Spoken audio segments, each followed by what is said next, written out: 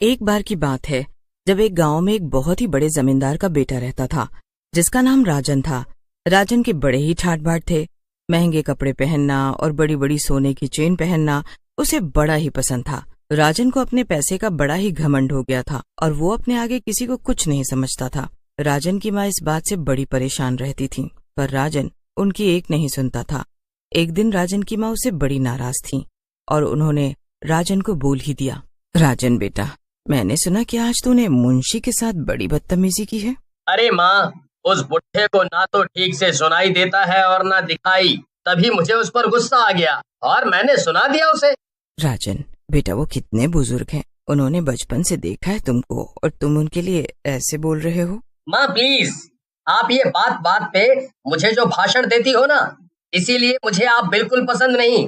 बाबूजी मुझे कभी कुछ नहीं बोलते, कितने अच्छे हैं वो। राजन गुस्से में वहां से चला जाता है। कुछ ना कहकर ही उन्होंने तुम्हें सर पर चढ़ा लिया है। पता नहीं क्या होगा तुम्हारा, कहीं तुम कभी कुछ गलत न कर बैठो। बस मैं तो इसी बात से डरती हूँ। राजन की माँ अपने बेटे के लिए बहुत ही परेशान थी और उसे इन सब का बस एक ही हल दिख रहा था और वो थी राजन की शादी कराना। राजन की माँ उसके बाबूजी से रात को इस बारे में बात करती हैं। अजी वो मौसी जी ना अपने राजन के लिए एक रिश्ता बता रही थी, उसका क्या हुआ? अरे अभी राजन की उम्र ही कहाँ हुई है शादी की। अरे और कितनी उम्र में करोगे लड़के की शादी? देखो इतना अच्छा रिश्ता है, इतनी सुंदर सुशील लड़की है, बार बार ऐसे रिश्ते नहीं आते। मैं तो बोलती हूँ आप जल्दी से उस लड़की के घर वालों से राजन की बात चलाओ। अगले दिन राजन के बाबू मीनाक्षी के माँ बाप से शादी की बात करते हैं और अपने राजन के लिए रिश्ता पक्का कर लेते हैं। जब वो घर आकर राजन को इस बारे में बताते हैं तो राजन बड़ा ही गुस्सा करता है।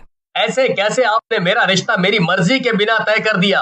मैं उस लड़की से शादी नहीं करूंगा। मैंने उस लड़की के माँ बाप को जुबान दी है, अगर तुझे उससे शादी नहीं करनी है ना तो अभी के अभी ये घर छोड़कर यहाँ से चला जा। राजन बस यही मजबूर हो जाता है और उसे मीनाक्षी से शादी करनी ही पड़ती है। मीनाक्षी एकदम गांव की सीधी साधी लड़की होती है जो राजन को बिल्कुल पसंद नहीं होती। राजन उससे ठीक से बात भी नहीं करता था। आप कहीं जा रहे हो क्या? तुम कौन होती हो मुझसे ये सब पूछने वाली? अपनी हद में रहो, समझी? बाबूजी ने मेरी शादी तुमसे जबरदस्ती कर दी है, इसलिए बस मैं तुमको झेल रहा हूँ। राजन गुस्से में अपने दोस्त से मिलने चला जाता है और मीनाक्षी बेचारी अपने कमरे में अकेली बैठी रोती रहती है। राजन अपने दोस्त मोहित को सारी बात बताता है और मोहित राजन को उल्टी सीधी सलाह देने लगता है। अरे मेरी बात मान, तू ना यहाँ से शहर चला जा, यही तरीका है इस औरत से पीछा छुड़ाने का। पर मैं शहर में जाकर करूँगा क्या?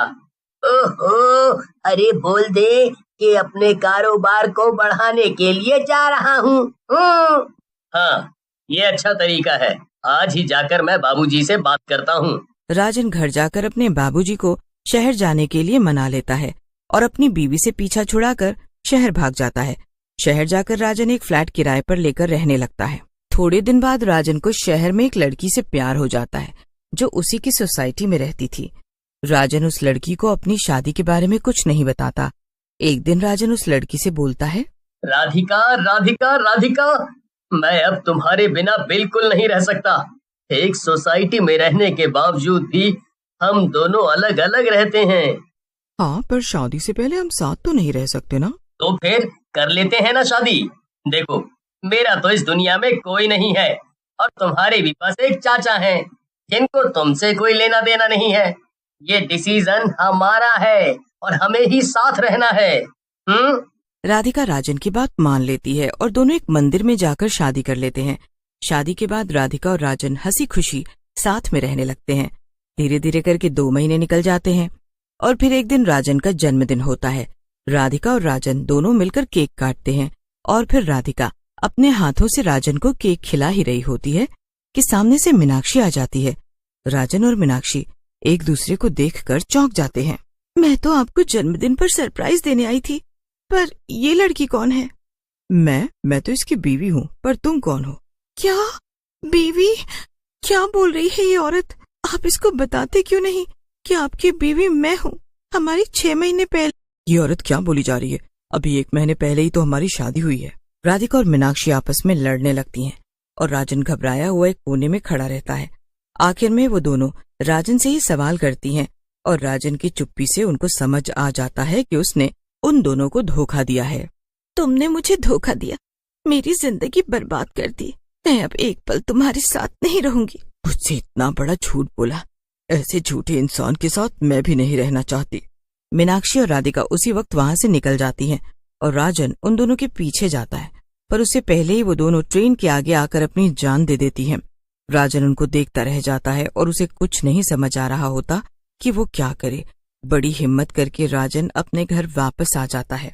राजन अपनी झूठी कहानी पर सबको यकीन दिला देता है और सोचता है कि वो बच गया, पर ऐसा बिल्कुल नहीं होता। रात को जब राजन मजे की नींद ले रहा होता है, तभी राजन महसूस करता है कि उसके पास कोई है। राजन अपनी आंखें खोलकर देखता है तो उसके पास एक चुड़ैल लेटी होती है। राजन जोर से चिल्लाता है और दूसरी तरफ करवट लेता है तो दूसरी तरफ भी एक चुड़ैल लेटी होती है। राजन वहां से भागने लगता है, पर दोनों चुड़ैलें उसे पकड़ लेती हैं। तुम मुझे छोड़कर कहाँ जा रहे हो? तुम मेरी मर्जी के बिना अब यहाँ से नहीं निकल सकते। राजन दोनों चुड़ैलों के बीच फंस जाता है। दोनों उसको अपनी तरफ खींच रही होती हैं और राजन के हाथ बाहर निकलने को हो जाते हैं कि तभी दरवाजा खुलने की आहट होती है और दोनों चुड़ैलें गायब हो जाती हैं। और राजन पूरी रात डर की वजह से सो ही नहीं पाता। अगले दिन वो अपने दोस्त से मिलने जाता है और अपने दोस्त को सारी बात बताता है। अबे ये तूने क्या किया? तू पागल है क्या?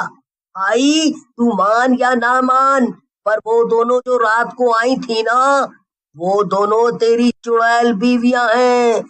राजन बहुत ज्यादा डर जाता है। उसे समझ नहीं आ रहा होता है कि वो उन चुड़ैलों से अपना पीछा कैसे छुड़ाए। राजन अब अकेले ही अपने घर की तरफ निकल पड़ता है। जरा सी देर में अंधेरा हो जाता है और राजन डरता डरता अपने घर की तरफ बढ़ ही रहा होता है कि सामने एक पेड़ से चुड़ैल उल्टी लटकी हुई मिलती है और राजन को पकड़कर ऊपर खींच लेती है। राजन ऊपर पेड़ पर लटका चिल्ला रहा होता है, अरे इसे तो पता ही नहीं कि इसने हमारा क्या बिगाड़ा है। याद कर वो दिन जब तूने मुझसे शादी की थी और फिर झूठ बोलकर मुझसे भी। दोनों चुड़ैल बीवियां राजन को अपनी अपनी तरफ खींचने लगती हैं और राजन दर्द से चिल्ला रहा होता है। उसे तो बस ऐसा लग रहा होता है जैसे मानो अभी उसके 2 हिस्से हो जाएंगे। तभी वहां से एक आदमी साइकिल से गुजर रहा होता है। उसे देखकर वो दोनों चुड़ैलें वहां से गायब हो जाती हैं। वो आदमी राजन को उसके घर तक छोड़ देता है। राजन की हालत देखकर उसके माँ बाप एकदम चौंक जाते हैं और उससे पूछने लगते हैं, अरे बेटा राजन, ये तुझे क्या हुआ? किसने तेरी ये हालत की? राजन को बहुत डर लग रहा होता है, पर फिर भी वो खुद को बचाने के लिए ये बात उनसे छुपा लेता है। पर उन चुड़ैलों का सिलसिला रुकता ही नहीं है। राजन की हालत दिन प्रतिदिन बदतर होती जा रही थी। एक दिन जब रात को राजन की माँ राजन को दूध देने उसके कमरे में जा रही होती हैं कि तभी बाहर से ही उसे राजन की आवाज सुनाई पड़ती है। वो चुपके से अंदर झांकती हैं तो अंदर बस राजन होता है जो अपने सामने किसी से बात कर रहा होता है। राजन की माँ जल्दी से जाकर ये बात उसके बाबूजी को बताती है। इसके ऊपर कोई भूत चुड़ैल का साया है, आप कल ही वो पीपल वाले बाबा को बुला कर ले आओ जी। अगले ही दिन वो बाबा राजन के घर आते हैं। वो घर के बीचों बीच एक घेरा बनाकर राजन को उसमें बिठा देते हैं। उसके बाद वो अपनी तंत्र विद्या से दोनों चुड़ैलों को सामने लेकर आते हैं। अरे क्यों मेरे बेटे के पीछे पड़ी हो? छोड़ दो, इसे जीने दो चैन से। इसने जीने दिया हमको जो हम इसे जीने देंगे। आज हमारी इस हालत का जिम्मेदार यही है और हम भी इसकी यही हालत करेंगे।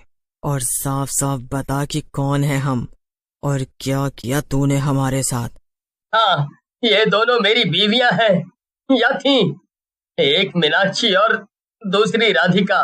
मैंने शहर जाकर राधिका से शादी कर ली थी और जब मेरे जन्मदिन पर मीनाक्षी ने मुझे राधिका के साथ देखा तो उस दिन दोनों को मेरा सच पता चल गया।